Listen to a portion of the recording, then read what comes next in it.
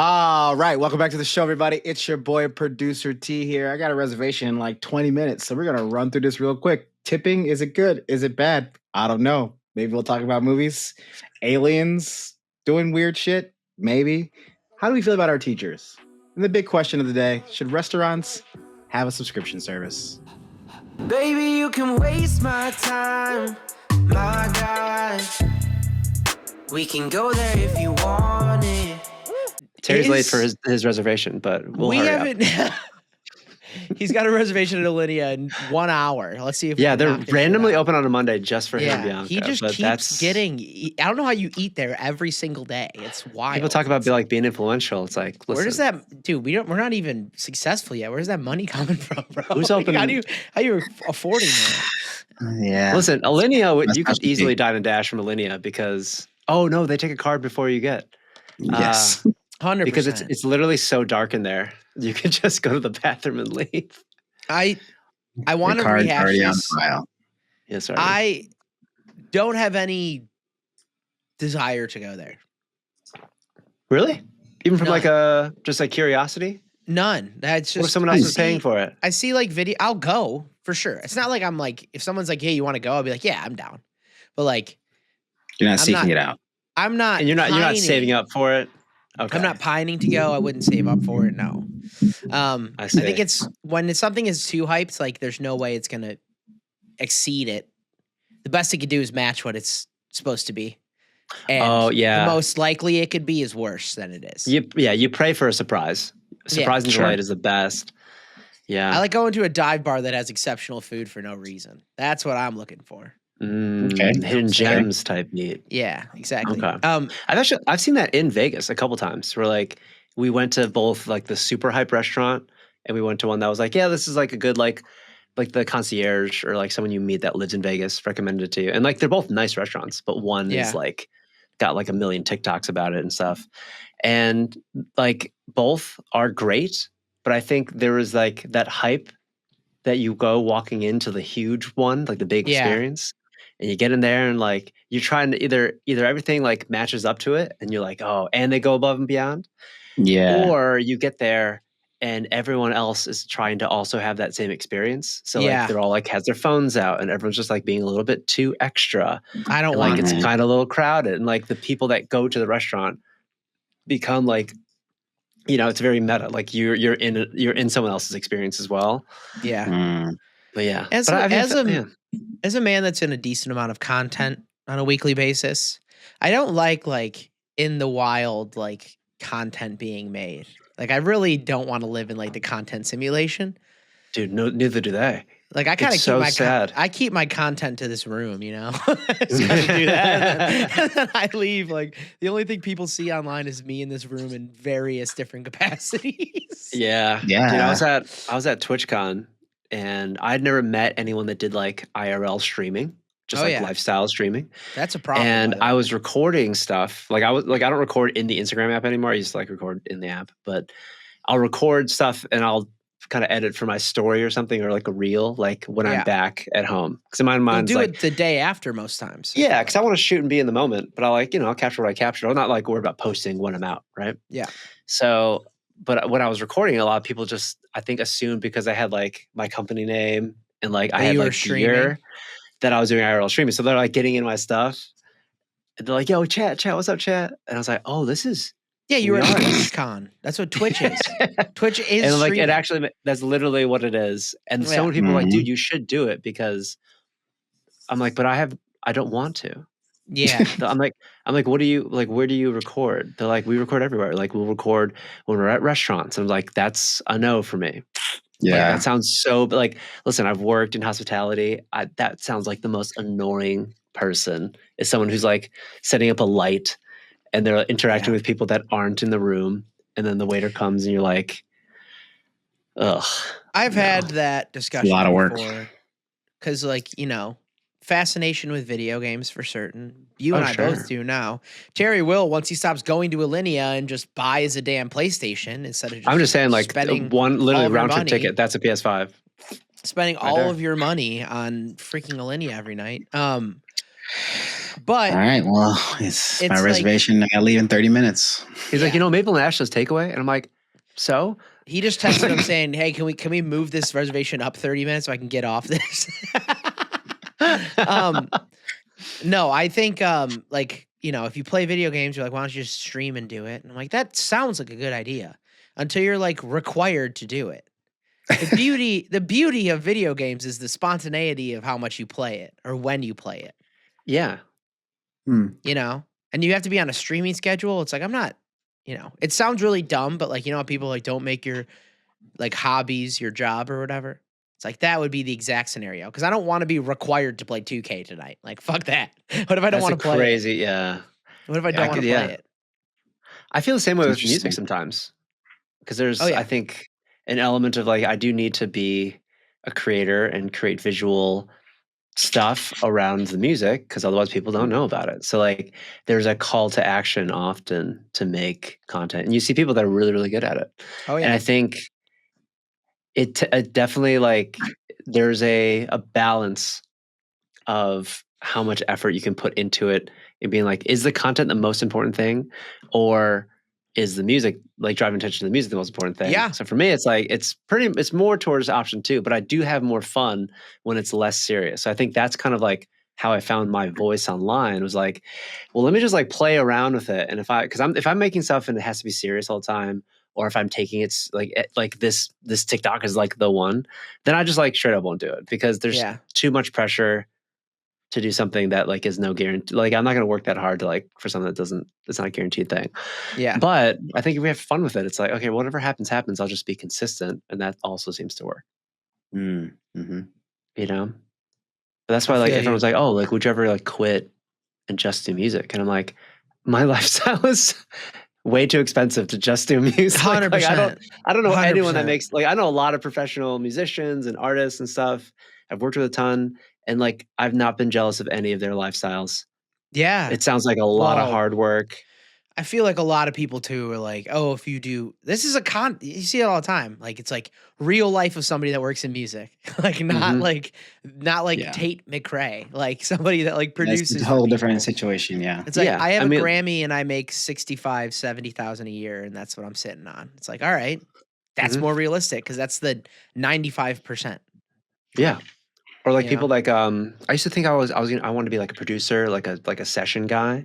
Yeah. And like I really want to be like a mix engineer, and like I was considering going to school for that. And then like none of them make any money. It's like it is gig work that's not guaranteed. It's like being a server at a restaurant because you have to pay the house as well, unless you have your own studio, which means you have to buy all of that stuff. You have to find your own clients. It's like there's an element of entrepreneurship, but like the level that you need to get to in order to be sustainable it's so many more hours than a normal job. Like I really do think that like some of these guys, like you remember we've done sessions where it's like we get there at like 6 and we leave at 4 in the morning. Oh yeah. And that means someone was working. Like we were like making stuff and having fun, like, getting art out there. And the other person was getting paid, and like that's their life. And it's not like they're going to go home and like sleep and I don't know. Right.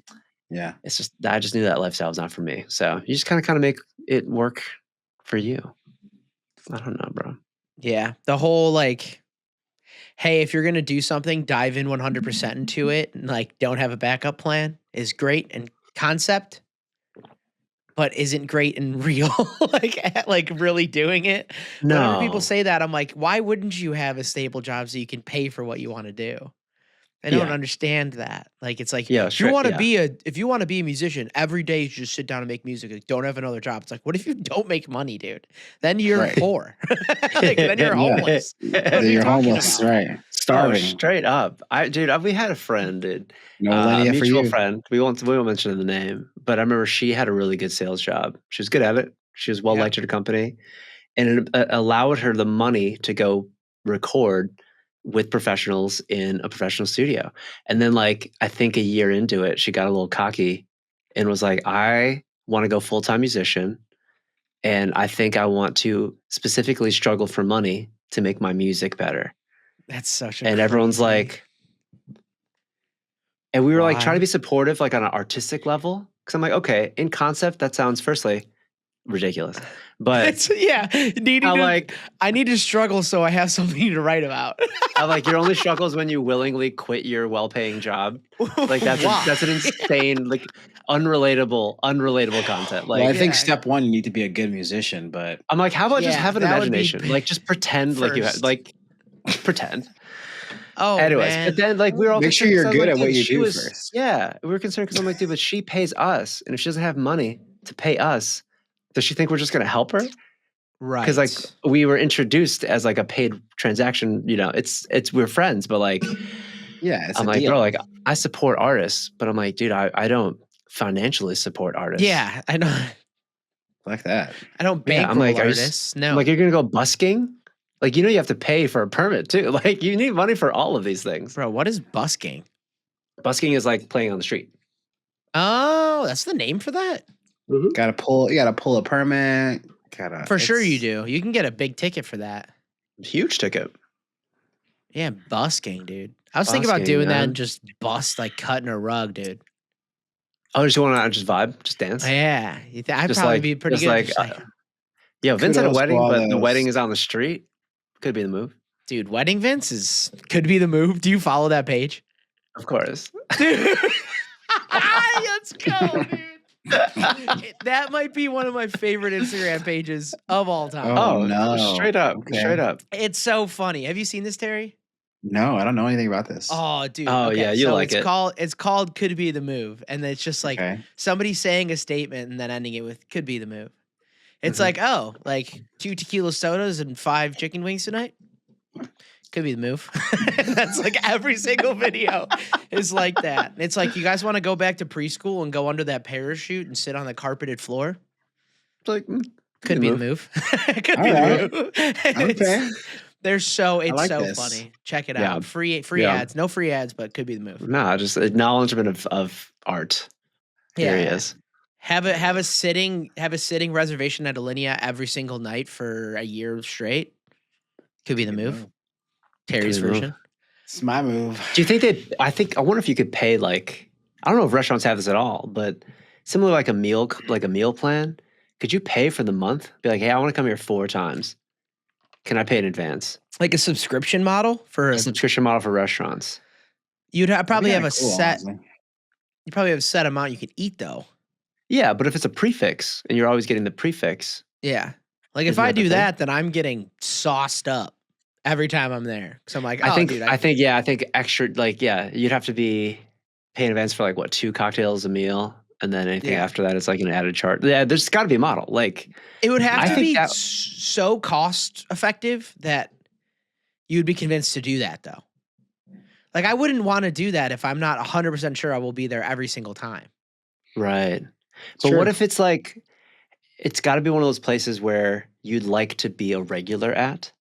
Yeah. And I think it's either a networking, like it's part of your workflow, or it's like the restaurant like in your building or something. And you're like, yeah, I know I'm going to go there probably like every Friday or like at least 2 or 3 Fridays or Thursdays this month. Yeah. Do you... That's interesting. How does tipping work? Oh, I just watched last week tonight's video about tipping, and I'm just like very anti-tipping, but I still do. So it's like, I feel like for that one, it'd have to be in advance where you're tipping in advance. And maybe that's... But then what if the service is like really, really bad? Listen, the service can be bad and I still tip, bro. I know, but I'm just saying, like, depending on the person. I always tip the obligatory 20%. It's not obligatory. It shouldn't be obligatory. It is. It is. It is because we've worked in the industry, but like that is not common. Go to a restaurant and tip 10%. Many 15. people could be the move. 15 minimum. 15 minimum. Yeah, like there's been times where it's been really bad, and I was like, I still have to give 20%. That's crazy. But there's been times where it's really good, and like maybe you'll get comped a couple things, and I'm like, I'm gonna give him 25, bro. I'm feeling good right now. Dang. But like I do like the European model of not having to tip because it's baked into the prices of what you're doing. Like everything else in the world. And also, old man yells at clouds take, get off my lawn type shit.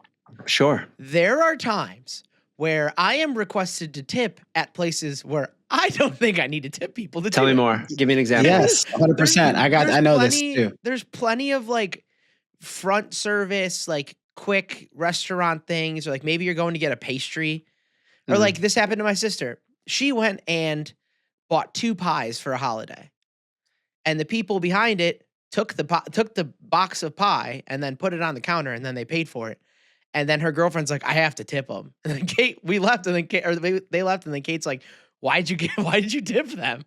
They didn't even make the pie or box it. They just took it out of the thing and gave it. They did their job. Yeah. Why are you asking for a tip? Here's the thing. I understand that because it's like you interacted with somebody. And so like that's just the basic of like, oh, a tip is available. I think the iPad thing really ruined this, and it made it really sticky because it made us choose, because this is just an added option. So as a business, why would you not turn that on? So I understand, but Dude, it's like it's a human. It makes you hyperanalyze. You're like, because you're looking at the person. It's a human experience, right? That's what I'm saying. Yeah. You don't want to be an ass. And I remember there's a coffee spot in our office on the first floor. It's like a food hall kind of thing, and the coffee like just slowly became more expensive, and we're like, whatever, and like just we know it's gonna be expensive, so like let's just like limit ourselves. But yeah. And then I realized like everyone was mostly people, like most of our coworkers, when they would pick up, they would tip for like the group, and it would be like $1 per whatever. So if it was like a $7 latte, someone's tipping like $1 or $2 for like 2 of those. But like their only service was drinks. And so like that's the only thing they can be doing. It's like 2 people working there. And I asked once, because I'd seen a thing about tipping and like it going to not the staff. And I asked like, hey, do these tips go to you or not? And they're like, oh, they go to the owner, and then he the actually owner parses them out. He's like, but we get a really nice hourly. So like we tell people like our friends or whoever, like just don't tip us, because we actually get paid like more than you at like Starbucks. And I was like, oh, I'm like, the service was great. But I'm like, why don't you just turn off the tipping thing? She's like, and then she said, well, people want to tip us, even though like they don't ask, like they're, and I'm like, okay. It's kind of like 2 sides to it. So in that specific situation, I was like, I'm not tipping. But then I always felt weird when someone was behind me, in my mind, watching me not tip because I knew something they didn't know. Yeah. I felt like that for a long time. I have come to the point now where I'm like, I'm just not going to do it. I don't like, bro, I don't even feel bad. It's like, I'm not like rich. I'm going here. Essentially, if it's something where like if I can go back there and just do that really quick myself, like a self-service thing, like probably all right. If it's something that I can't do and you're like showing an expertise to do so, then I will. Yeah. Okay. I posted that reel of the smoothie robot on my page. Yeah, bro, it looked cool. I was in Kentucky, and it was notoriously big for smoothie robots. Kentucky. Yeah, I was like, huge, big scene, you know. Yeah, where do you think the first smoothie robot would be? Kentucky. Listen, it's Covington, Kentucky, the leader in robotic. Anyways, smoothie robotic technology. Crazy, dude. That whole place, they had other robots too. I didn't even mention that. There was a pizza making robot. There was a coffee making robot. It's very Tokyo. It was a food court. It was a food court, completely not busy. That you could get pretty much whatever you wanted. But here's the thing. They asked for a tip on the robot. And I was like, no fucking way. Am I tipping? That's hilhere's Wally's ass over here going. No. Yeah. Wally. Like you want $2? Here's the thing. I receive the smoothie after not tipping. And it was one of the best smoothies I've ever had. I believe it. And ever since then, I'm like, shit, I should have tipped that fucking robot. It was really good. No, bro. Absolutely not, dude. I'm like, how would the robot know? I didn't give it feedback. I just didn't, Absolutely not. It's like when we grade Chat GPT. That's literally what that is. Oh, I've been giving Chat GPT feedback for like my work stuff. Yeah. So I'm like, hey, like that was okay. But like genuinely, I was looking for something like this. And they're like, oh, cool. Like we're going to take that feedback. Oh, and like, who's we? The overlords, the ones that are going to take over. That's right. And this is why we've been promoting this on this show since we started doing the script stuff, is they're going to take over. Mm-hmm. And what ends up happening is they're going to have to hire humans to act in things. And what they have is they're going to have a dictionary of scripts that we read for them. And they're going to be like, listen, these guys get it. Let's put them in there. Yeah, we liked Terry as Lila. Plus- Let's get more work for her. I will advertise. We're a very diverse group of friends here, guys. That's So you right. can put us in everything. You can put us That's in everything. right. You know what I'm saying? You got your whole world right here. I will play the evil person every time, and I'm aware of that, and I'm okay with that. That is Every how it time. goes. Oh yeah, Not Every always. time. You could play like the quirky guy at the deli. So just Italian stuff. Yeah. It's like, Yeah. oh, Hey, come in Mortadella. here, want a goddamn Italian something. I got you, little fucking go. Gonna throw a little fresh mousse on that. You could be like the bodega guy. Yeah, Like, yeah. Hey, you Yeah. seen that cat? Just give us Cat's around here Sammy's, you know. Give us the Sammy's. Never, never, never. Yo, I miss the Oh, Aki man. way. That guy was cool. That was Dude, like one of the he'll, first like, pop TikToks I up. saw. He'll pop up randomly on my feed, and he doesn't look like he likes being that guy anymore. There's no way because He's he's like, got. Yeah. like, people will always come in and be like, "Give me it the Aki way," and they're like acting like they know him, and he's like, "I don't know any of these people. You just know who I am," Yeah. which has to be brutal as any like celebrity level person or like social media known person. It's like people go up to you like they know you. Yeah. All the time. I remember Paul Rudd was going through like all of his different roles as one of those videos, and he's talking about how he still gets his character from "I Love You, Man" like in the street, and people don't say hi. They'll be just like "slap in the bass, man, slap in the bass, man," and he's like, yeah. So alarming. It's got to be so It's alarming. such a random thing to say, but it's a little bit zoo-like, right? I think when people Oh yeah. know you from the screen and they've seen you enough, like they think there's that feeling of like there's a Fishbowl familiarity syndrome. there. Yeah, exactly. Where it's like, and I felt that too. Where it's like, I feel like even though I've never met or had a conversation with some of these people. Okay, but, I like, thought you were gonna say you, and I was like, no, not me, not me, uh, definitely not me. I think it for me as like a fan. Okay, I got you. No, me as a fan, where it's like I've consumed enough content for some of like, these people where I'm like, oh, I feel like I really know them. Bro gets on Netflix one time. Oh Lord, wasn't even me. It was like just a disembodied voice. It wasn't even me. Dude gets his song on Netflix one time, and now he can't go out in public anymore. Oh Lord, could you imagine if it happened that fast? Yeah, I'd be like, let's have a talk. Hey, you were that guy from that one cut scene, right? And she's like, oh, Like shit. I remember, I You got remember me. you. Episode 12. Hey. I had the subtitles on. Actually, congratulations to that. Very Thank cool. you, Yes. thank you, thank you. The boy Maj was featured on Love Is Blind this That's week. right. He was. That's right. So It's so watch funny it, because put my on- mom saw that and she's like, "Why are you on Love Is Blind?" And I'm like, she's like, I'm like, "Mom, what? I'm not on the show. I'm like, the show is not for. I'm married, Mom. Yeah. Like you were, Mom. You were at my You wedding. were at the Mom. wedding. Yeah, You really, really love Kayla. very much so. I formed. formed a bond ship with your mom at your wedding. Honestly, Me too. That's fair. Yeah. What's that like?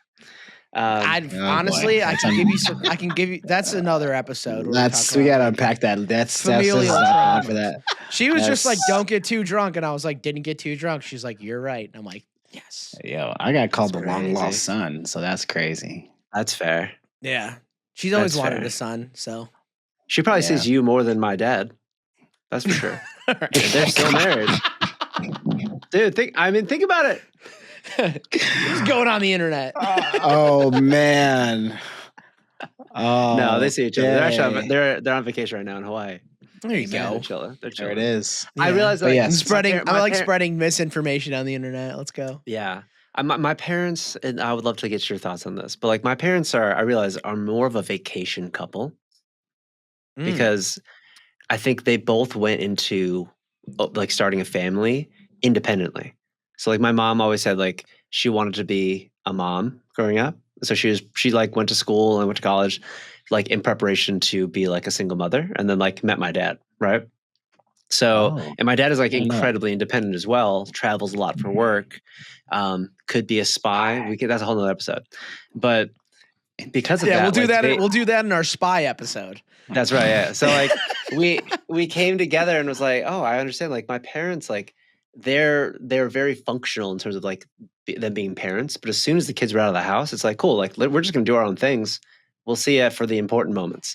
And so it's like very opposite of like Terry's parents who are together all the time. Yeah. And that's actually more similar to me and Kayla. But yeah, Kayla and I are like almost the exact opposite of my parents, where it's like we're kind of like attached to the hip and we love it. Yeah, I think it's different relationship types, right? Yeah. There's many ways to skin a cat, as some would say. Jeez. But especially in that, like you very rarely see a relationship that's the same, regardless. If it works, it works, baby. Also, I like the concept of vacation relationship. That sounds hot. I'm unfortunately like so independent in a lot of things that I like to do. Oh, true. I wouldn't want, and that's been a cause of contention for me in general, where like I wouldn't want it to be like we have to like always do everything together. There's no shot. Oh no. It's like I have so much stuff I want to do that you're probably never gonna come to. Like you're just never gonna. Oh, dude. Yeah. It's never gonna be the case. You know, I think that's healthy. Kayla and I, that's healthy. That's more realistic depiction of like Kayla and I's like life. Yeah. Same with me. Like our together time is wonderful. But yeah, most of the crucial activities of life are very, very separate. Like I think for a long time we would go grocery shopping together. But I think over the last couple of years, like we really don't. Like it's just easier for someone to like go to the grocery store on the way home. I don't want to go grocery shopping with somebody else. Here's the thing. I love shopping with people. Me too. Dude, when we were skiing, we were in Colorado, we went to the Whole Foods and it was like that's different. 4 adult men planning out the food for the week. It was so fun to be in the grocery store. I'm talking like chore based for the home. It's the same thing. If I'm going there on a mission. It's probably going to be a little busy when I'm going. And I'm just like if I have to like be like, oh, well, let's look at this, let's do that. Like I'm going in with a list and I'm like check, and leave. Go. Hey bud, can I ask you a question? Is that because of where you shop for groceries? I shop it actually in many places depending on the situation and the day. Yeah. But like if I go to Mariano's, it's the same as if I'm going to like Jewel or Mariano's. Going to used to love Aldi. I don't go to Whole Foods. I don't have money like that. But I don't often go to Whole Foods for groceries. But the local grocery store that we go to, it's wonderful in there. What are you giving back to your community, dude? Gross. Well, here's the thing. I researched them because I'm like, oh, they're like a local thing. They are like the largest like family owned grocery store like in Chicagoland. They're massive. Oh, nice. But they do a really, I mean, similar to like Dominick's or Jewel's or something like that. But yeah, the Jewel's. Jewel's. Oh man, that's not known from here. They done. Chicago. It's snuck up the Jewel's. Beef. Hey there, buddy. You ever had My dad used to say Gelasco. Like he would combine Gelasco. He wouldn't even flavor of ice cream. It sounded like he was like saying like Jalisco and took the A out of it. It's like Gelasco. Oh, yeah. He would just like move right through it. When people from the South try to say Chipotle, it's like let's go to Chipotle. Let's go to Chipotle. Chipotle. Like, what the hell are we talking about? Let's go to Nolte. It's like Jalisco, you crazy. He's like, let's go to Gelasco. That's a whole nother place. Damn, that's crazy. I went to Chipotle and got the steak burrito. It's pretty good there. That sounds delicious. That's crazy. I will say, I still like the quesadillas there. Gotta get to my reservations. Chipotle? If we can get a Chipotle mobile app sponsor for this podcast, listen, now that I'm in my freaking macro time of my life, you can really make the macros work at Chipotle. You really can. Granted, all the yummy stuff. Did you like flex stuff or something? Well, now that dude, I did chest accidentally. But like with those 2 orange blocks, it's just like what? Bloop? Yeah. No, those are the muscles, dude. Oh, yeah, let's get it, baby. Hey, you just flex on us. What the hell? Pardon me. Oh, bogus. You know what I'm saying? Like that. If we can see your bicep through a quarter zip, that's progress right there. Blow you know what I mean? Yeah, no, I tried to do some push-ups today, and I'm so sore and weak. I'm so weak. It's so bad. How many push-ups can you do in a row, bro? If I'm like not sore, probably like 25 or 30. Healthy. Maximum. What are you, Terry? Probably around there too, because I have a bad shoulder. Dude, me too. I had no idea I had bad shoulders until I looked at it. Oh, it's your 30s, dog. I don't know what to tell you. No, but I've always had not great shoulders. I had bad shoulders since high school. Why? They pop and stuff. Is it from carrying the community around? Yeah, that's right. Community on my back, baby. Where did the bad shoulders come from, guys? Why do we have that? In my mind, Terry was just like he was insistent on carrying like a cool messenger bag for years. One side though, strapped down. It's like, what's up? What's up? Like, my name's Pythagorean. He really needed to wear. Yeah, he's just been carrying that Louis bag for like 10 years. Oh, I have a reservation tonight. You trying to come with me? To his physical detriment. Yeah. You guys got time for my reservation tonight, Alinea? It's like, oh shit, you're 14. What are you doing, dude? Yo, you're never too young for Alinea, you know? That's facts. That's fair. Yo, the chicken tenders at Alinea go crazy, bro. I feel like I love it. Oh, dude, I love a good chicken tender now. Don't get it twisted. Kids, I feel like the right age kid would be. It's so fun in Alinea because like it's like a not theme park, but like it's a show for food.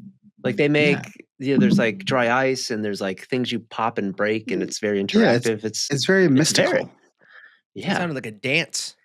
I would love to do a version of Alinea, like that type of experience, but just like with inexpensive stuff.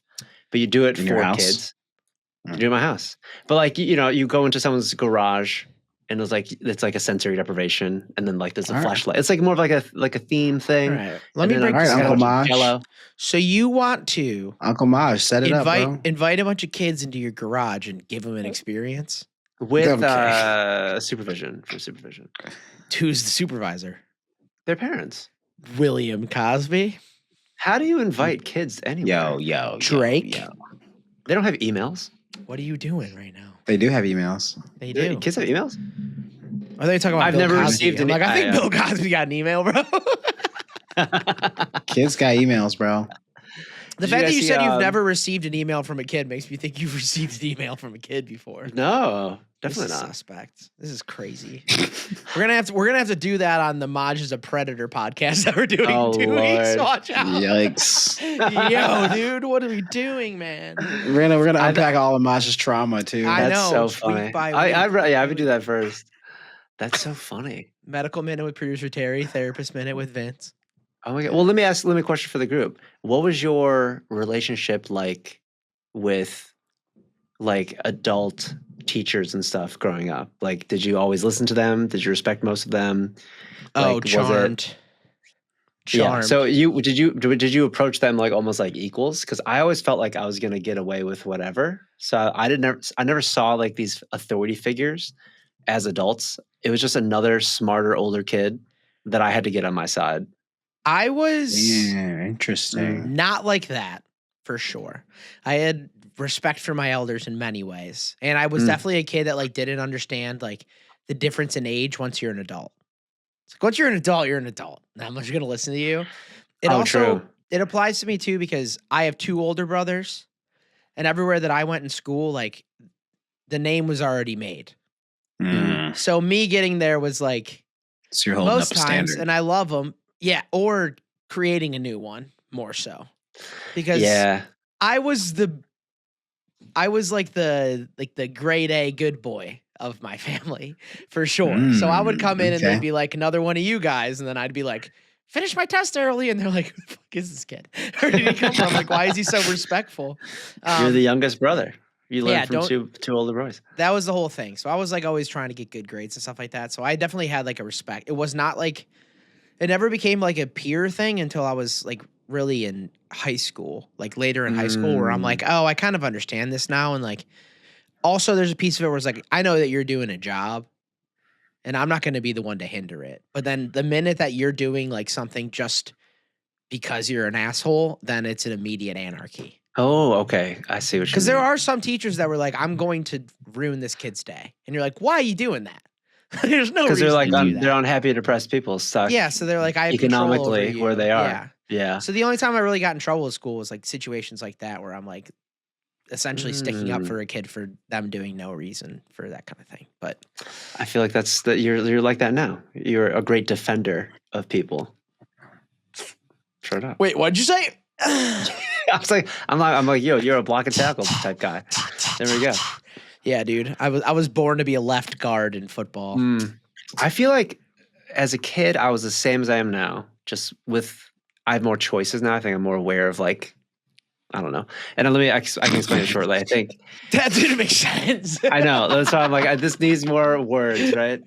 I think as a kid, and I definitely noticed it when I was in Boy Scouts, and like it's like a leadership program, so like you're leading other groups of kids, and like you're planning out these events and whatever.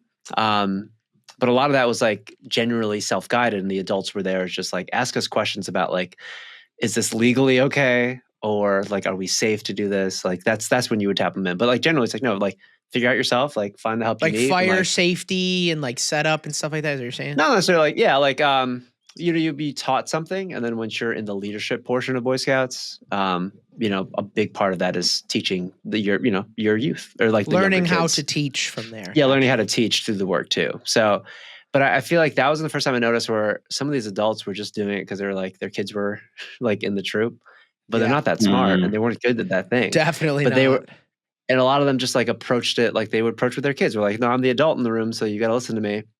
And as soon as I got a hint that they had no idea what they're talking about, I'm just like, I'm not. Yeah. I'm like, there's nothing to learn from you. So like, if you're not here to teach me something, you're just here to punish me.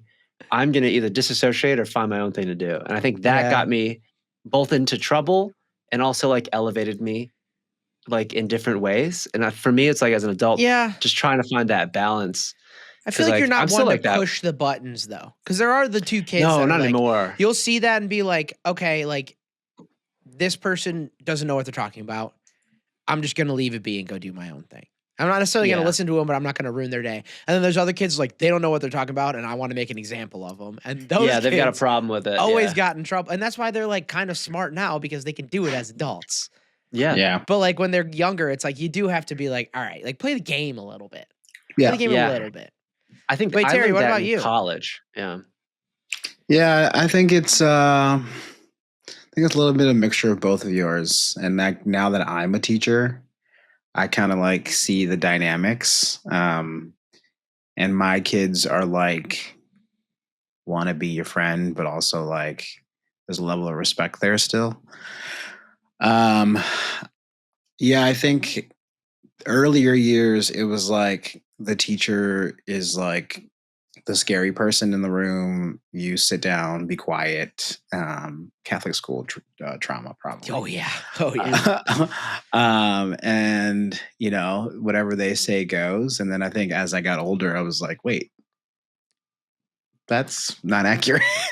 And I think it's a lot of like playing the game and like going with the flow and kind of. I like to test the waters a little bit and like push a little bit. But I was always a kid that was like, okay, so what you're saying is this, but this doesn't make sense. So can you re-explain that? And like the teacher would be like, I just told you. And I'm like, cool. So you don't know the answer. Great. Yeah. And that I kind of did a lot of that in high school too, where it's like high school's a game too. Like it was like not a game to me, but it was like it was a game. I think it was a lot of it's a lot of like who can play the better chess game, right? Like who like can you outsmart the student and can the student outsmart the teacher? And there were some teachers I had that I really like enjoyed learning from and like were really engaging and like weren't just like paper pushing, as I like to call some teachers. Whereas like do this thing, sit down, be quiet. Here's a packet. Shut up. Yeah. So yeah, and I think I don't know. It kind of, and when you get to college, it's like I think because I was in music school is a little different because like the people you look up to in music school are like doing the thing you want to do. So you're like, I'm gonna like soak up all this information from this person, but at the same time, you're like, kind of. And then I had some teachers in college that were like real assholes. Yeah, and like I had some really bad experiences, and I would go into their office and be like, "You suck." Yeah. Like, I don't like you. And I don't want to take your class. You're not teaching us. You're just being like a hard ass because you think you're a dream crusher. Yeah. Yeah. 100%. So the relationships with teachers, I think, is so interesting. And I think it's an important relationship because it can totally change the trajectory of like your future. And I think as a teacher now, I'm like very conscious of that. Because it only takes one or two bad experiences with a teacher to like turn you off from something. Do you having find a bad music teacher is bad? Yeah. Do you find like your relationship with students now, and then like yourself as a younger kid, like reacting with teachers, where you're like, oh, like I kind of understand why they were doing like X, Y, and Z, or like to a point where you're like, I need to act this way because I hated when they did it that way. Like, do you take what used to I think happen it's now? I think it's the latter. I treat my students like adults and like humans. Like I don't talk down to them. I give them facts. I will swear at them. I'm like, y'all are fucking old enough to have this conversation. Like, I'm not going to talk to you like little kids. Yeah. And granted, my kids are like, I think the youngest I think I have is 7th or 8th grade. So I talk with a little bit of more grace, but they're high school kids. Like they're preparing for life. Like, I'm not going to give you this cookie cutter version of what this is. Like, you either get with the fucking program or get out. Like you're not giving them any help if you're like, yeah, okay, so, buddy, like sit down. Yeah. This is how people are gonna treat you. I can't do that. Yeah, and I think our generation it was more babysitting, right? It wasn't a lot of it wasn't like, let's give you life skills, let's have hard discussions, let's talk about real shit. So I want to be like, I'm gonna guide you through some of this while like teaching you tangible things, but also like I'm gonna meet you where you are, talk to you like a fucking adult, and like I think kids respond better to that. Like for sure. I'm not better than anybody. I have more life experience for sure. But it's like, let me help you navigate. I like let me help you navigate mistakes rather than learn from mine person. Oh yeah. I had a lot of teachers that were like, I made this mistake, don't make it in the future. And then you don't know why they made that mistake or like how it happens. Yeah. And then you end up making that mistake eventually. Yeah. And I'd be like, y'all gonna do dumb shit. Y'all gonna be stupid. But this is how that applies to like life or death. Like just how to like navigate through danger, I think is valid. Yeah. But I think a lot of teachers use that same model for just optional like life skills, or just like, like music is not life or death in that way. But I feel like a lot of teachers I've had were super extreme, or like they would talk about these stories and I'm like, that has nothing to do with like you're so exaggerated in the metaphor that does not apply here. Like if you're saying that. So I was like learning algebra and being like, that wasn't the answer. This is. It's like, well, how the fuck did you get there? Like, I don't understand how that worked. So next time when I do a different problem, I can answer it properly. Yeah. Like I need some like way to be like, what is the process to get there rather than don't. Mm-hmm. It's not as easy as like, don't smoke cigarettes, like that kind of shit. Right. Maybe maybe you don't know you're going to make a mistake until you're already there. That's kind of that's fair. Now, do you think that your most impactful teacher from like your youth was like also your favorite teacher? Because mine is like, they're completely opposites. Because I think the best teacher I've ever had, we did not get along ever. And I think if I ever get an opportunity to talk to him, it would be interesting. But that's a good question. Like to this day, I was like, that was probably the hardest teacher I ever had. And I now appreciate exactly what he did for me, because he was able to like really mold a rough personality into something that like, like he literally found the passion for music in me and just offered me different options. And every time I chose the wrong option, it was like a public embarrassment. And I realized I'm like, oh, I hated it at the time because he kept calling me out for stuff. And I'm like, why are you picking on me like that? And then I realized I'm like, that's how I responded the best in that at that age, in that mindset of like, I wasn't paying attention. I wasn't really involved. So it's like, why am I distracting in class, right? So if I'm embarrassed, then it's like I'm getting the attention that I wanted. And then so it was a little bit brutal, man. That was 4 years of absolute terror. But getting out of that, it's like I found my own way to like multiple instruments, and like that's where I applied for music, like at DePaul. Like that's the whole reason why. Because I would have totally quit in like 8th grade, and I wouldn't have done music at all. Oh yeah, that's why I quit trumpet, because I had the worst band teacher ever, but I kept doing choir. It changes like, because she wasn't like, oh, let's figure out why this is happening. It's like, you didn't do this, so now you're here. I like didn't practice trumpet because she kept giving us the same songs that I already knew. And then she was like, oh, you're not practicing. And I was like, I already know it. Like I already finished. Like I have. Like I got a perfect score on my test. And she's like, you're 7th chair because you haven't practiced. I'm like, I'm better than everybody here. Like, what are we doing right now? Like, at some point there is like a merit piece to it where it's like, I've been second chair for fucking 4 years. Like, you probably should put me back in second chair. Right. Yeah. And then There's after a reason I why quit, I'm here. well, yeah, and then like I quit, and then that teacher was the band teacher. He's like, "Why'd you quit?" And I was like, "She was a horrible, evil person." And then like I took music theory with him. He's like, "You know what you're talking about?" I'm like, "I know." Like, this isn't like I'm bad at it. That sounds like an incompatible learning and teaching styles. Like, she didn't last very long. She did not last very long. I wonder why. Yeah, yeah. she was. But I feel she like was bad. she would probably be really good, like as like a military officer of like, no, this is because the she program. also You got to hit that, and that's she and you got get rewarded so for doing the work. She got so emotional.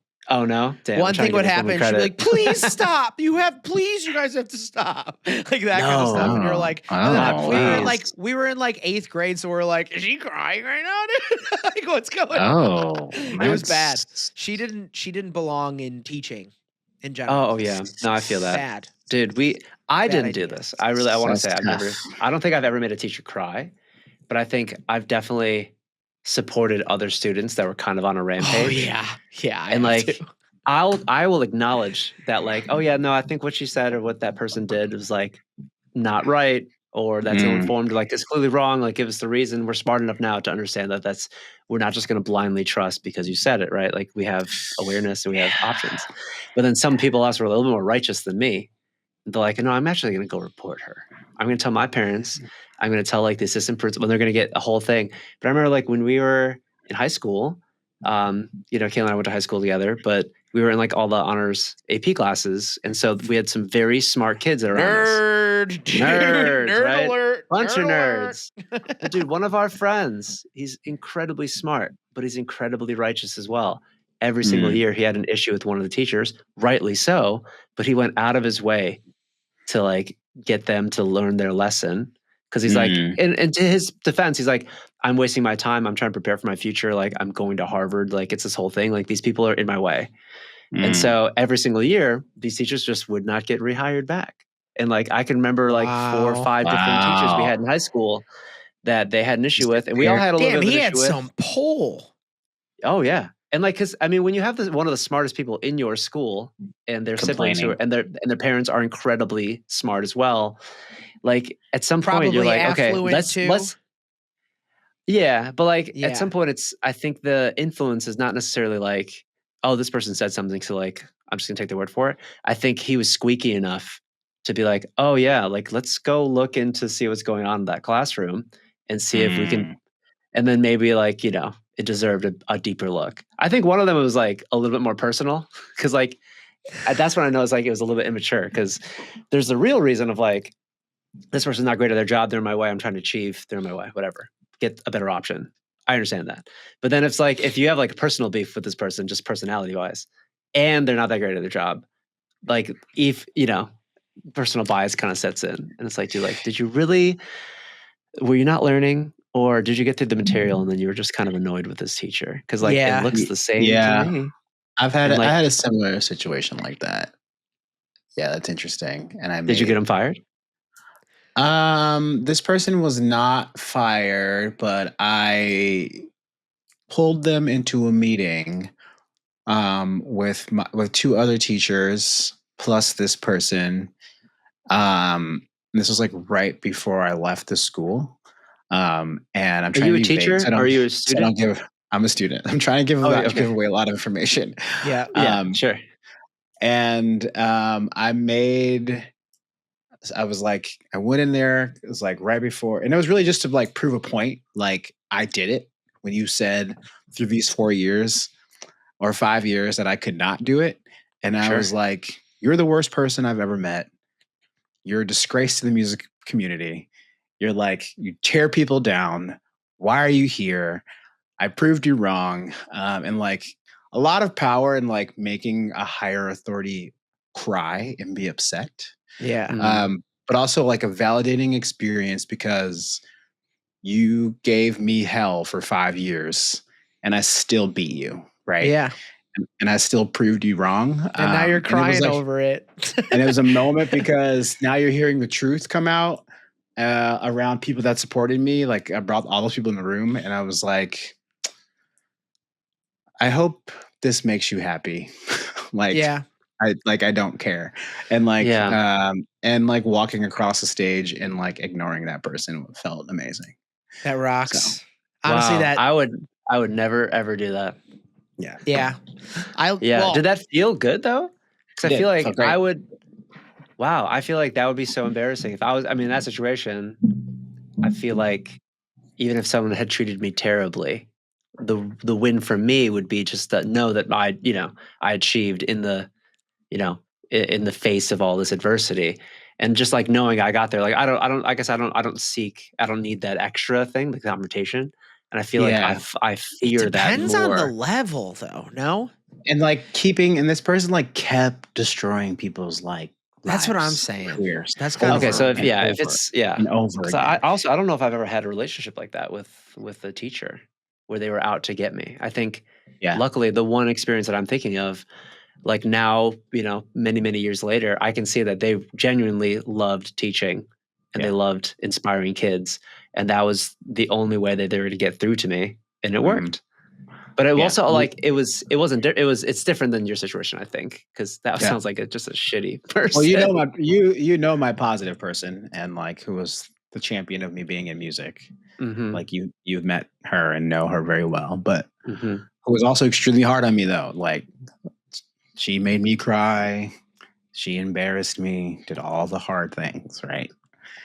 And now we're like closer than ever, but that was hard. Really hard. Should I reach out to my high school band teacher? He lives in Chicago now. Yeah, you should. Yo, if you feel like it's important. I feel like that'd be scary, bro. My high school choir teacher followed me on Instagram. Thank him when you get that Grammy for being on Netflix. Facts. So, do you know what's funny? So Haley Reinhart went to our school, and she thanked him too when she was nominated. And I was like, okay, that's sweet. I'm not wrong. Like he was really smart. I do the same thing. That's why I don't know why this did match up at the perfect time, because my high school choir teacher followed me on Instagram 2 days ago. So no way. Don't are they still teaching, or they retired? No, he moved and changed jobs completely. Oh. Wow. But like everybody that I talked to about him, it's like everybody was just like when he left, because he left like me going into my junior year, and we got a new one. And then everybody was like, oh my God, like this is horrible. And the next one was fine, but like, he was monumental in the way that I went about things. Also, he was very much like, he knew my brother and stuff too. So he's very much like, okay, like you're not getting away with shit. Like, you can't be like your silly little ass. Like you're not going to be able to fly through that being a silly ass like you usually are. Like try, do it, garner respect, and then do that after, because you built that respect already. Like that kind of deal, which definitely I needed that kick in the ass at that time. I respect that. Yeah, that's the grace. That's the grace you're talking about, right? They're giving you grace. 100%. And also like he did like actively like say shit where I was like, that was embarrassing. But I was like, also, I didn't need to do that. So how do I avoid doing that next time? Don't be an idiot. It's like, all right, great. Learn your goddamn music. Like that kind of stuff where it's like literally just practice. I think that was all the things. Like, dude, like just get in there and practice. Like if you don't want to be here, leave. Right. But if you do want to be here, like be here for a reason. Like but also like give us I don't want you to pretend to be here. You need to give a kid at that age like a reason to practice. There's a piece of that where it's like we have to inspire them for sure. Just like my 8th grade band teacher, it's like, why do you keep giving us the same shit? Like I'm not gonna practice the same shit. I know what I'm doing about this. And like you haven't given us notes on like how the dynamics are supposed to work, or like different tempo changes and things like that, where you have to do that over and over again. She's like, learn it. And then I come in, I do it perfectly. And it's like, what the hell? The other one, it was like, at this point, like, this is how you enunciate this thing. This is how fast we're going to do it. This is how it comes in. Like your notes on this part, all that stuff where you're like, oh, I'm going to like study those notes so I have it memorized. Way different game. Completely different game. And it clicked in my brain completely different too. Cause I was like, if I don't learn this, I'm going to come in and be the only person that doesn't do that. When I was in band at that time, it was like, nobody knows what they're doing. And you're just like, oh, you practice a lot, but you still suck. Like you get first chance. Yeah. Like, that doesn't make any sense. No. That doesn't make any sense. No, especially like for certain kids, like not everyone's going to have the opportunity to do like small group lessons or private lessons like outside of band. So like rehearsal is like their main point of contact to learn music, right? So it's like you don't always have the tools to go practice at home. Like if you don't know how to play an instrument, you can't just stick yourself in a room with it for hours and like come out and like, now I know how to play a trumpet. Like not everyone can work like that. Yeah. Right. But interesting. That is very interesting. Or you know, bro. dude, I high do miss school. band. I miss band a little bit. I'm glad we're in a band, but I miss band sometimes. I was about to pull out my trumpet. And I have 2 trumpets. We can be ripping trumpies whenever you want. I will never play my French horn again. Let me tell you. I'll play it Let's once play around. trumpet. Let's play trumpet, man. I can play trumpet too, but let's go to Terry's house when he's at dinner tonight, and we can just rip some trumpet in the basement. Yeah, I'm already late, boys. Why? Yeah. Oh, you're staying right here, dude. Text him late. Text him the same way because we still have to read a script tonight. So that's the fact of the matter. Oscars did happen. Mm-hmm. Overall thoughts. Didn't watch it. I'm only Severance now. So listen, we watch a lot of like really good TV. I feel like why is it always happen? Why can they announce the movies earlier or like give me a playlist? Because like I didn't know any of the movies this year. I only knew, and I definitely didn't see any of them. Yeah, I didn't watch A Complete Unknown. I didn't watch The Brutalist. Honora. I didn't watch Honora. I never heard of Honora. Never heard of it. Can I give my complete like unknowledgeable? Didn't watch it. Know nothing about it. Didn't watch any of the movies. Like this is what the internet's saying. Sure. The movies this year weren't the best. The show was pretty good. Yeah. That was kind of the takeaway. Yes. Where because like I heard a lot about Amelia Perez.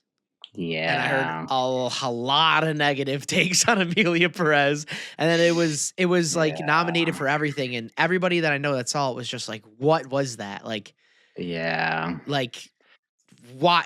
I heard some wild takes from like people across the realm of like identity and personality. Cause I know that has like a view into it, but it's like, sure. What was that? I didn't know it was a musical. I saw one post that called it the Mrs. Doubtfire musical, and I was freaked out. That's crazy. Freaked out. That's crazy. Complete Unknown. I know, like Chalamet spent 5 years learning it and all that stuff. I know he didn't win, but like, I don't know, none of it really like. Yeah, but I feel like that's on trend for the Oscars though, because there's very few biopic actors, like musical biopic actors, that actually got the Oscar for it. Yeah. With very few, and I feel like a lot of them are not like contemporary artists. I guess Ray Charles is like an exception, or like Adrian Brody won for The Pianist. But yeah, I feel like I remember Austin Butler. Like it was the most talked about and like for Elvis. Yeah. Where like his accent work after the fact, right, was controversial, but everyone was like, no, like his portrayal in that movie was amazing, and like you see clips of it, and like the movie itself was okay, and I think that's kind of what clicks in at the end, where like. I'm sure that Complete Unknown was a great movie and incredible performance, but like I heard that was that movie best too. Performance of the year. Yeah, I heard like he was very good, but the writing was okay. Yeah, well, it's what I hear too. It's based on real stuff, right? So it's right. Yeah, I don't know. Because did Rami Malek win for Bohemian Rhapsody? Was he nominated for that? I still haven't seen that. I don't know. I've only seen it through the on an airplane. On an airplane. Oh yeah. I've only seen it on an airplane too. Like I know what's happening. Yeah. Dude, I don't watch movies, bro. It's crazy. We do watch movies, but we don't watch. Weirdly, we don't watch musical movies. I don't. Did you? Okay, I haven't seen La La Land. Oh, we watch music. We go to theater and stuff. Like I own Lava Land, Dolby Digital 4K. I own Lava Land is crazy. Lava Land. Excuse me. Pacific Palisades, Lava Land. Yeah, too soon. Lava Land. That is kind of where that's kind of where it takes place, bro. That's kind of where it takes place a little bit. So that's insane. That's a little behavior. on the nose, but I like that. That is insane behavior. I do love that movie. Googling Lava Land meme. You are surrounded with like musical theater a lot in your life. So I'm not completely surprised that you'd want to almost change up even if it's not inherent, like that kind of makes sense. Sometimes I'm like, there's a your feeling wife's like literally in music out, and it's and like I support and love so much of it. Some of these things I'm like, I just feel like they're not for me. Yeah, and it's weird. Like there's this like Wicked clearly for me. I'm like, yo, they just Wicked, yeah. I'm in there. John Wick 5, Cynthia Erivo. Can't wait for the next one. But like La La Land, I was like, I had no no draw to watch that. I so didn't watch wonderful. Greatest So Showman haven't until seen it. like many years after. Same. I haven't Um, seen Greatest Showman. There was a bunch of like videos of But choirs. you know the music though, yeah. Some of them, look out, so here I come. all you need. That's it. That's all you The need. reason I know that is because a bunch of choirs started covering it. Do you remember this thread? When she puked on stage. Dude, there's a thread of like a bunch of these high school choirs doing it and just bombing it. Off pitch. This one, it was a guy. So like the girl goes up to sing, and then the guy behind her projectile vomits on her in the middle of that song. Yikes. It's like I don't think I've seen that video. Oh, Jerry, this is I'll find worth the a thread. watch. I think I have like 10 to 15 of them that I can send you at any time. So Please do. I tried watching it and I was like, oh, this is about the circus? And I turned it off. It's about like Barnum and Bailey. I turned it off. Yeah. I was like, okay, I'm good.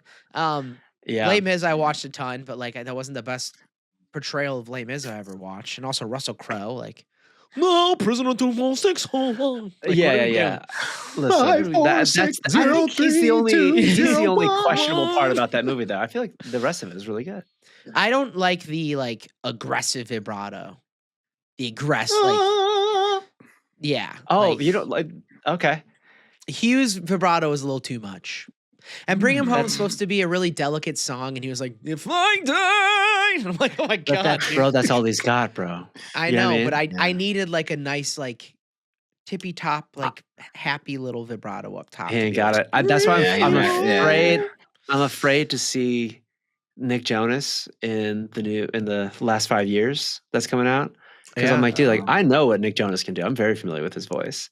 Yes. Those characters, that is not in his wheelhouse. Like, yeah, he's not a strong belter. He doesn't really sustain famously long. Empty and like chairs he's got and a empty tables work for softer, him. thin voice. Like that's not. Sorry, I missed the joke. What did you say? No, I said empty chairs and empty tables worked for him mostly. You know, very good. That's fair. Very can't wait very for good, the male understudy to really shine, bro. Yeah, he's gonna be great. That other guy. Conan calling out Drake, even though P. Diddy was ripe for the taking. Fair, but more timely. Yeah, and also still a joke and not like actually a crime. Yeah, still a joke, not a crime. Right. But he really That's so could have funny. just thrown Diddy on that if he wanted to. Really? Yeah, easy. I thought he was gonna do some sides. Yeah, I did too. I think Diddy is a little too like insensitive to victims probably right now. His lawyer quit. Yeah, that's how you know it's bad. And then like you His start lawyer hearing quit. about some like necro stuff and you're like, yo. Yeah, there's no pathway to victory. Are there dead people involved? That's What right now the rumor Alleged. mill is saying that. I don't know Alleged. anything about any of this. Rumor mill saying that there could be some necrophilia Damn. going on in that That's scenario. crazy, bro. But Bad. he did great.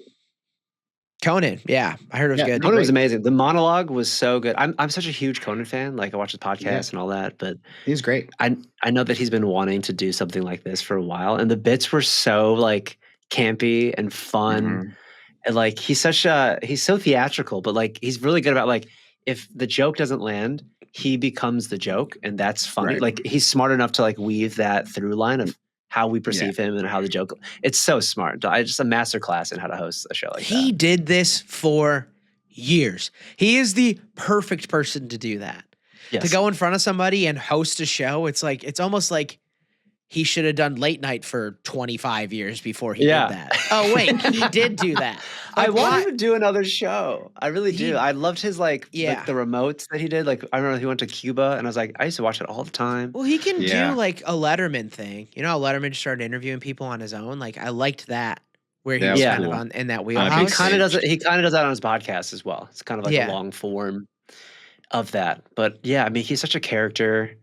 He's like his grasp on comedy is just phenomenal. But Sure, I can see that like especially for running a that. late night show is probably very exhausting. Like Sure. we think about our Jimmy yeah. Fallon, clearly so tired. Like yeah, Leno can't Yeah. even walk down hills, bro. we're cooked, kid. We're cooked, dude. Circling back. We're cooked. That's a callback for the people in the back. dude, Yeah. someone yelled fire, and he's like, "Stop, drop, and roll."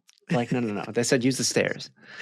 I just thought about your La What La Land stairs? joke again. All right. Lava. We're in Lava Land? All right. Oh my god. Yeah. But yeah, other than that, I would say I'm surprised or not surprised by nominees and winning and stuff, but haven't seen any of it. Do not care, respectfully. Yeah, I guess everyone's got to watch Anora. That's when I kept. That's what I saw online. Was like, oh, Anora was good, Yeah. and The Brutalist was really quite good. Never heard I of it. heard that was good. I didn't either. That's like the thing. It's like every year you start hearing about a movie and you're like, what is that? Yeah, when did this come Where out? did that come from? Yeah. Is that one of those French movies? You're like, no, it was made in like New York. You're like, when the hell did this come out? Yeah, it's been When out did for that 6 come out, months. dude? Oh, okay. Yeah. All I heard about Sorry. was Wicked, and then like, what did that win? You know, like it's just weird. Yeah, Best it's costume. yeah. I'm amazed at like with just social media and YouTube. Like I'm on these things a lot that I just never saw press for some of these other movies. Like, am I not the audience? Like, I who feel like who heard about them? there could be a piece of like prestige and like importance for like the Academy specifically, similar to how like the Recording Academy is. Like, there could Yeah. be like we watch these ones because these are the real art pieces when all of the plebeians are watching Wicked. And you're like, well, what is how do they judge it? You know, it depends on how they look at it. But like, there could be a point where like, it wasn't very well marketed, but it is like a masterclass and blah, blah, blah. And then you watch it and you're like, maybe this isn't that good. That's kind of how I felt about the Amelia Perez thing. Cause it's like, again, like so many people watch it and they're like, I didn't understand it and it was kind of bad. And then it got nominated for everything. And you're like, well, it was like artistically beautiful. I'm like, what if it's artistically beautiful, but a horrible movie? Like, then it's just a horrible movie, right? Like, that's what you have to land on. It felt kind of like a palate cleanser too. Cause like there's all these like very serious works that are based on real characters. And like, there's, I don't know. I just got to watch it though. I thought the next one on my list was The Substance, which I know was nominated for a bunch of stuff. Yep. And apparently Nosferatu was very, very good as well. I heard that was good. Yeah. Yeah. But I was waiting for, I think The Substance is on streaming now, but I definitely want to see that one. But I has zero interest to watch any of the other ones. Like Conclave. What was Conclave? I don't know. Oh, that's the big Pope movie. That's what I say. The way that I loved his joke. He's like, Conclave. It's a movie about the Catholic Church, but don't worry. Like that's the joke. You're like, oh, it's not about that. I thought Conclave was when your contact gets flipped inside out. No, Conclave is when all the now you know what this is. But come on, Terry, you got excited. Don't let him lead you into that. Concave, Terry. It's concave, Terry. Well, thank you, everybody. Oh, thank you, everybody. I thought it was Spanish. All right, I'm going to my reservation now. I thought it was like a maraca. I thought it was a percussive instrument from Is it like Spain. is it like with clave? Yeah, conclave. It kind of sounds like an instrument. You know what I mean? Yeah, it's like priest Castanets. conclave, like with clave. Yeah, exactly. Yeah, like if I wanted like chili con carne, I know that's meat. Yeah, yeah. But if I wanted like chili conclave, bossa nova conclave, that's with a little added spice from the rhythm section. I might be polyglot, guys. Listen, I might be onto something. This guy's funny, man. Wow, look at this guy. Look at this guy. You're missing dinner for this, Terry? That's crazy. Wild, bro. I need to go eat something, bro. No, he goes to dinner and everyone's talking about Amelia Perez because they actually watched it. And he's like, damn it, I should have saved me on that. It's like, I'm inside. I'm on the inside now. I do also want to include this because it goes along with the movie thing, but do you guys watch things with subtitles on? Yes. No. I do every time. Every time? Every time. I don't know if it's every time, but most of the time. Why? Well, any like serious scripted show.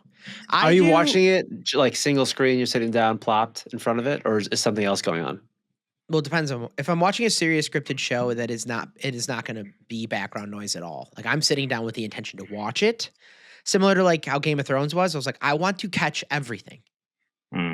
Right. Severance, same way. I want to know what they're saying and how it applies. Right. And your ears aren't enough. It helps with character names. That's true.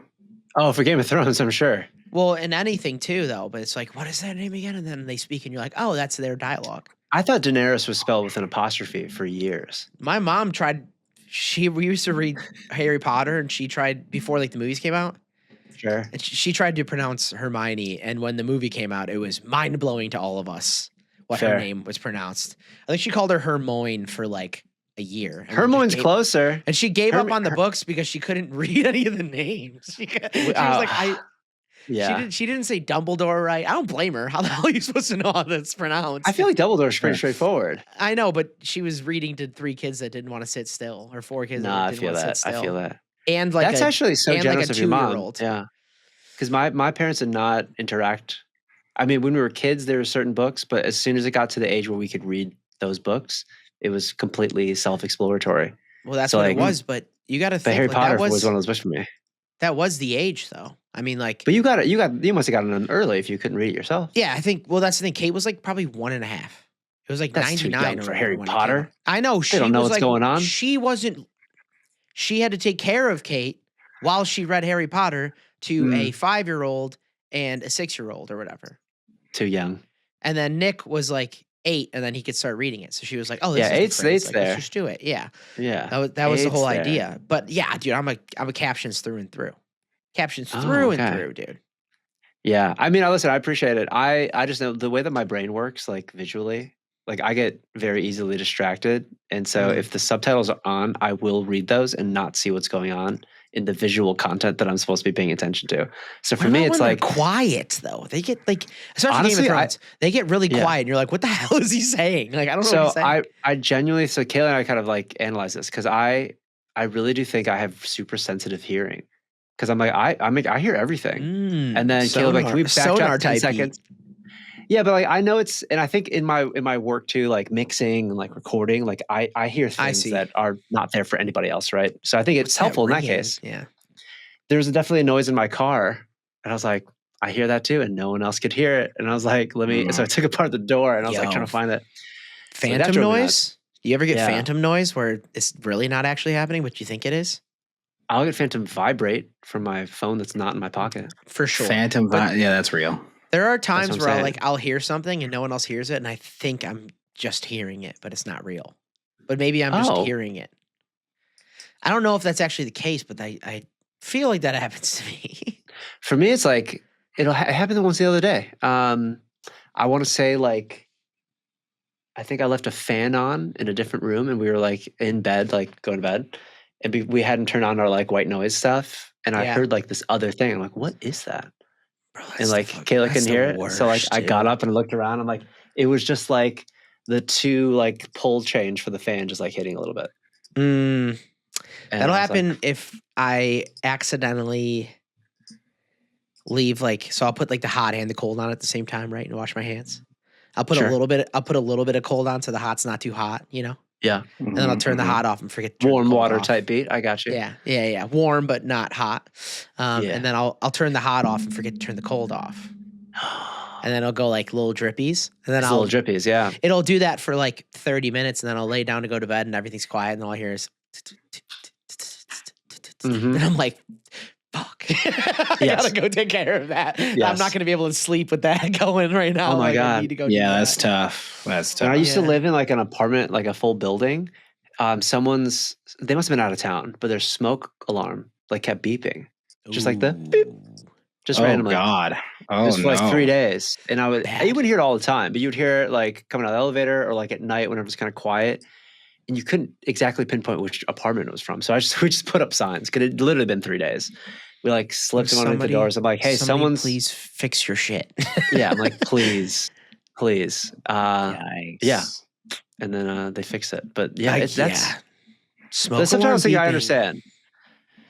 Yeah, I don't know. Well, I think they'd be good for anime though. So if you want to come over and watch some anime, like a lot of the really because it's in Japanese. What do you mean? Yeah, but I watch the dubs though. I watch the dubs though. Exclusively watch the dubs. Dude, you're weak, bro. I don't even watch anime, but I've been told you have to watch the originals or it's nothing, dude. Listen, if you can't enjoy something in your own language, that is so crazy. Voiceovers, dude? Why would they create them if, like, you know what I mean? That's such an American take of yours. Like, make everything in English, dude. No. Get out of here, dude. I genuinely think that dude, I went to France. I went to France and they wouldn't even speak English to me. Like, piece of shit. Yes. Unbelievable. Here's the thing. Anytime I've heard that specifically the anime thing of like, oh no, it's more authentic. You have to watch it like in the Japanese. It's always a white person. And I'm like, dude, you're the same person that's like, you'll pause a sentence to say like tortilla. And I'm like, they don't want that from you. Bro, just say it normal. Like you don't speak Spanish. Like they don't want that. Top 3 pet peeves for me, truly top 3 pet peeves, is when people act like the way that somebody says something in their native language is the way that it's supposed to be pronounced when they don't take accent into account. It drives me bonkers. Yeah. Where it's like, just like that. It's like, let me get like a corn tortilla. And then I'm like, what are we doing? Or like, can I please have like a butter croissant, please? And I'm like, that's no, American. No, it's called, it's so problematic. It's performative. I was called out by Vince, stupid. And I've learned I'll never do that again. Brother, I don't even want to rehash this anymore. I was like, I've learned. But now you've rehashed it. It's just like going to the beach and getting tacos. And you're like, that guy looks Mexican.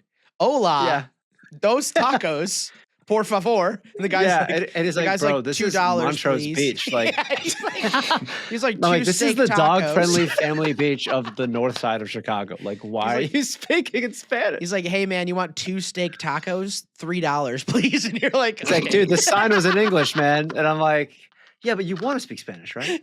We literally walked away. I'm accommodating you, right? We walked away and I was like, what the fuck was that? Bad. No. Bad. And listen, you have to have embarrassing moments like that because I learned from that shit. Hola, senor. That's true. Dos steak tacos, por favor. Now, Those I will say, tacos. in context, it's like if you're in that country and like no one's spoken English to you yet, I'm like, cool. Yes. Like, well, you need to at least try a little bit to understand what's going on. Because I hated seeing like the Americans in Mexico that just like start speaking louder and slower. Yeah. And I'm like, that's not helpful. No, I'm like, now you're annoying me. Like you're annoying them, and now you're annoying me.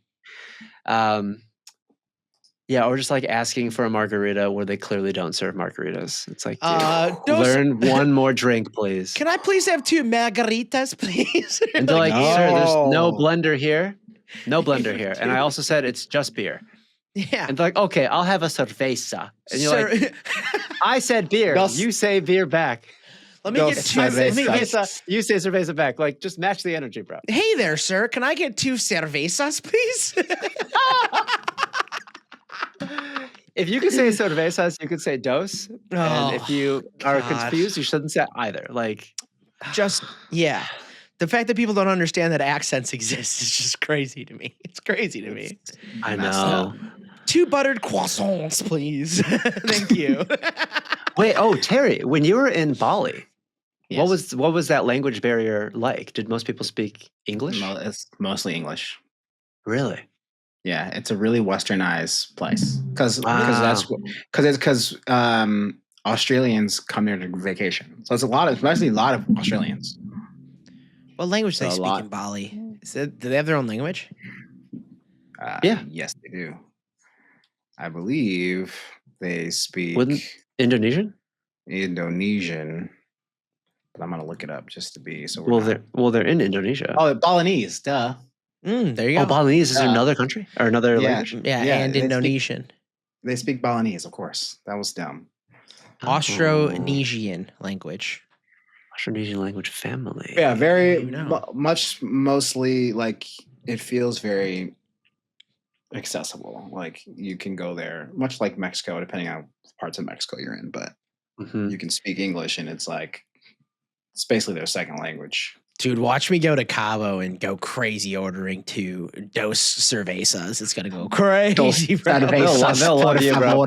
Yo, pop the pit vipers on. They'll love you. I'm always like, "Sup, man? 2 beers, thanks, dude." Just walk away. I'm like, I know. Yeah, 2 beers. Actually, when I was in Mexico, I often had like 1 beer. I think that's when that started. Because I like you and I actually all 3 of us don't really drink beer like that. Not like. And if that's the only drink, I'm like, cool, I'll drink it. But I think it was like the after dinner or like the end of the meal cold beer was like perfect. Something about it. In there specifically, it definitely. If I'm gonna drink a beer, I'm gonna have like a Corona or like a Modelo. So like a light lager beer. That would usually be the move, but not like I'm not like a Miller Lite Bud Light guy. I'll get like one of those 2. Did you guys see the Shane Gillis medicine commercial that he did on SNL. A couple of beers. That killed me. Where it was So just good. like couple of beers. Sometimes couple of beers. One of the main side effects is drowsiness. And then you could ask your doctor for a little bump.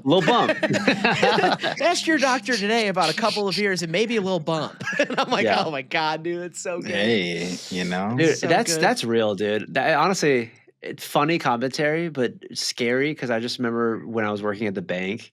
That's how people actually coped with life. Often, it was like they could not wait till like 2:00 when they could start like rationalizing having a couple drinks. Oh yeah, and I'm like, dude, it's Wednesday. Like, yep. I'm like, you're in a bad environment if you're starting drinking at 2:00 on a Wednesday. You drink all the way until through Sunday, back to Monday. Like, you're crazy. Ooh.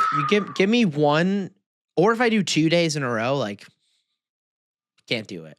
I need a solid middle ground headspace, dude. I need to be sober for a couple days, almost every time. Yeah, doesn't do me well. But we're different, you know. Let's knock on wood, pray to the big man upstairs that we don't have that addiction. So shout out to it. Yep. See you in Vegas. Should we do a script? Let's do it. I would like to. So I'm going to be the narrator this time. I thought you were the narrator last time. No, Terry. No, Terry was the narrator. Yeah. And then that was a story where it was just narration. Yeah. So for the people that watched, I couldn't figure out how to properly cut that into the show. So like that actual part wasn't in the show. But so you guys know, we came up with the script initially and it was the beginning and the end and there was no middle. So that's why we did a second script, which was much better. So the people know. I would like to do a sci-fi space-based one. Okay. Oh, yeah, I'm into that. We don't need to do spies again. No, I feel like something like, I like that mystery element to it. Like we're kind of slowly discovering things, but with a short story, it's like, you know, it's just going to be the beginning of it. Should we do like a alien discovery one? That'd be cool. Yeah, Space sci-fi script, 2 people discover an alien race. The title of this is Contact, The Awakening, in the genre of sci-fi. What does int mean? Internally? Interior. Interior. Okay. Interior spaceship, command center, night. The command center is dimly lit, filled with blinking lights and screens displaying star maps. 2 astronauts, Captain Rachel Sinclair, Terry, a seasoned and strong-willed leader, and Dr. Elias Thorne, Maj, an enthusiastic and curious xenobiologist, sit at their control panels deep in conversation. Rachel leans back in her chair looking at the star map. We've been scanning for weeks, Elias. I'm starting to think we're on a wild goose chase. Elias staring intently at his monitor, adjusting dials. You can't rush discovery, Rachel. The Galactic Consortium believes there's a civilization in this sector. We're close. I can feel it. Suddenly, a loud alarm. Both turn to their screens, which show a blip on the radar. What the? Is that a ship? That's not just any ship, Rachel. That's a beacon. It's emitting a signal. Exterior space, the spaceship.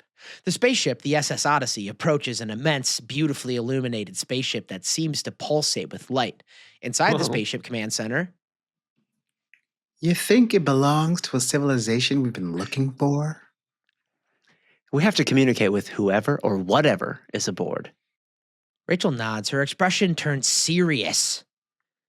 Get us close. Let us see if we can establish contact. Outside the spaceship, the SS Odyssey hovers near the glowing alien vessel, lighting up the dark expanse of space. Inside the alien spaceship main chamber, moments later, Rachel and Elias enter a grand chamber filled with bioluminescent designs resembling a living organism. An eerie but calming sound resonates through the air. This is incredible. It's beautiful. Suddenly, the alien species, the Zildra, appear. They are elegant beings made of shimmering energy, their forms shifting and flowing like liquid light. Sick. Stay calm, Elias. The Zildra communicate telepathically, their thoughts echoing in the minds of Rachel and Elias. Welcome, travelers of the stars. We have awaited your arrival. Inside the alien spaceship main chamber, moments later. They've been waiting for us. For contact. Let's tread carefully. You seek knowledge, yet fear guides your heart. Flashback to Rachel's earlier days. Rachel recalls her childhood fascination with space exploration and her dreams of first contact inside the alien spaceship main chamber. We come in peace. We want to learn about you and share our own knowledge. The Zildra swirl, their forms pulsing with vibrant colors. Knowledge is power, but power must be wielded responsibly. Inside the Spaceship Command Center, back on the Odyssey, Rachel and Elias analyze data from the Zildra. They sit in the chairs that now feel much heavier. We could transform our understanding of the universe with this knowledge. But at what cost? We can't let this fall into the wrong hands. Cue sick-ass montage of them working together.